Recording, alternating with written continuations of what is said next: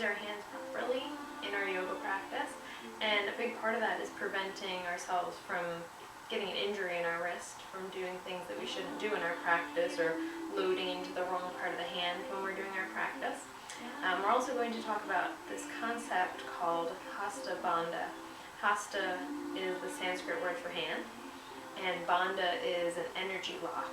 It's a strong connection or an intention created in a specific area. We have bandhas that we usually work through the center of our body, but this is kind of a minor bandha. Our hands and our feet create a really good lock with the mat if we use them properly. So I talk a lot with my students about intention through the hands and intention through the feet. This is going to create more activation through every other part in your arm, up into your shoulder, into your upper back, into your neck. The way that we use our hand is going to transfer all the way through there. And same thing with our foot. All the muscles in the leg are going to depend on what the foot is doing. So if I'm reaching out to the side and I just leave my hand limp to hang, these muscles are really soft. They're not working a whole lot. There's not a lot of space happening up here in my shoulder joint. If I open my hand and spread my fingers and reach them back, instantly I can feel the muscles along my arm, up into my shoulder and my back working. So it creates a lot more activation, it creates more space. The important thing too is that when we're doing this on the mat, if your hand is just kind of flopped down onto the mat, there's no assistance to the bony structures. We're just kind of leaning into the joints. We're putting a lot of pressure into the carpal bones, those bones that create the arch in our wrist. And this can create injury because if we're leaning into the bones, we're putting a lot of stress on the ligaments, the connective tissue that hold bone to bone. If a ligament is injured, there's no way for it to heal itself except for getting surgery, so we definitely want to avoid that. And the difference between just slapping your hand down onto the mat versus placing it with intention is really huge. So when we place the hand down onto the mat, the first thing you do is spread the fingers out and then place them down.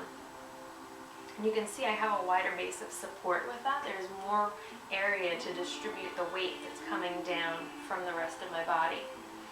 Now the really common problem is this pain in the outside of the wrist. This is an area where we have a lot of sensitivity. There's some ligaments there that are very easily injured.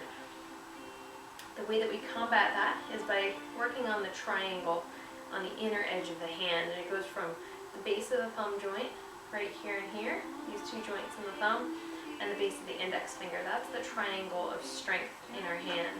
That's where we want to put most of our weight into that side. Keeps the outer edge of the hand safe. And then we also want to think about the square through the palm. There's 2 points at the base of the palm, 2 points at the top of the palm. And these kind of come together slightly to create this suction, this arch through the palm of the hand. These arches are really important to maintain our hand's strength. So I like to talk about the hand almost like a frog, where if you think of a frog, when they suction themselves to glass, they have a lift in the palm and then the pads of the fingers are just stuck onto that glass. So that's what we're going for when we have the hand down onto the mat. It's almost like a little frog hand. We shift the weight into that inner triangle. We press gently through the pad of each finger to create an active hand. So once we have that, when we go into down dog, when we go into table, when we go into plank, there's a lot more activation up through here. You're less likely to hurt your wrist, but you're also less likely to hurt your shoulder or your back or your neck because of all this awareness through your hands. So the same thing is true in the opposite.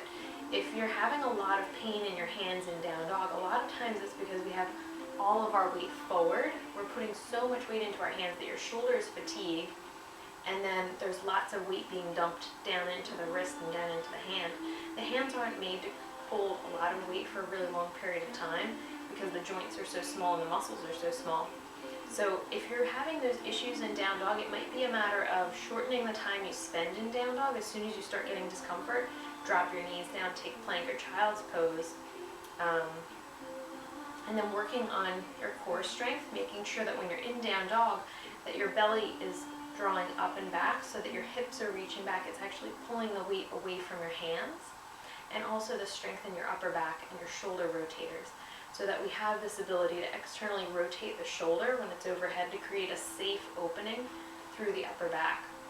Without those two things, the belly and the upper back strength, there's so much weight that starts to come forward into the hands, and the hands really get unhappy after a little while. So keep that in mind, and it might just be a matter of resting when you need to rest.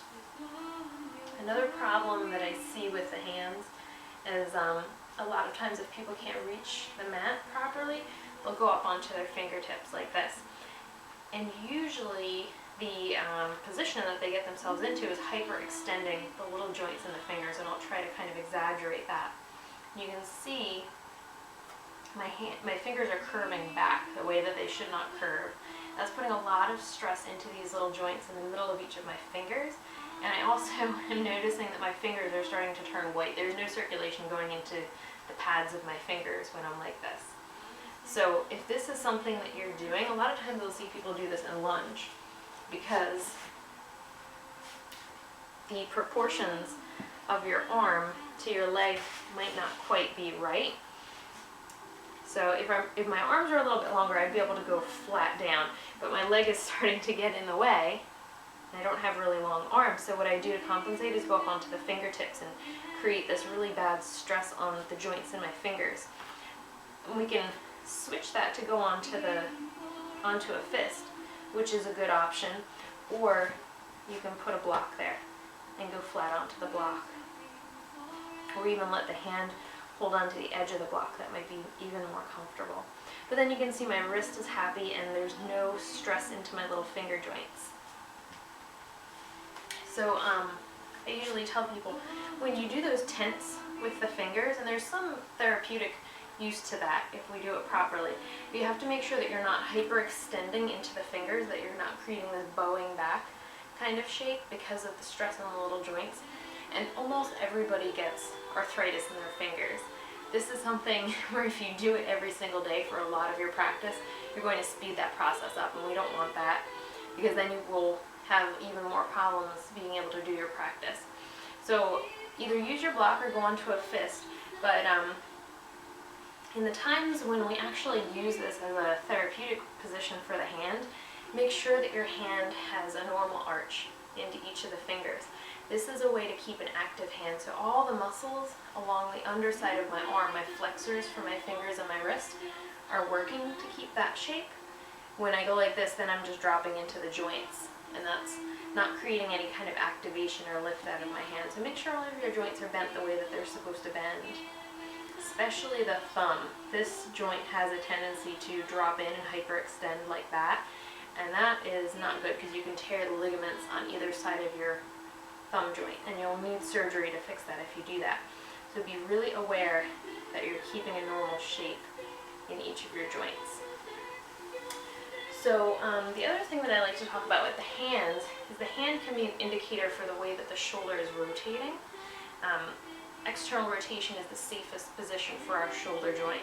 And a lot of times when we have bad posture, this is rolling into internal rotation when you're working on your computer, when you're driving.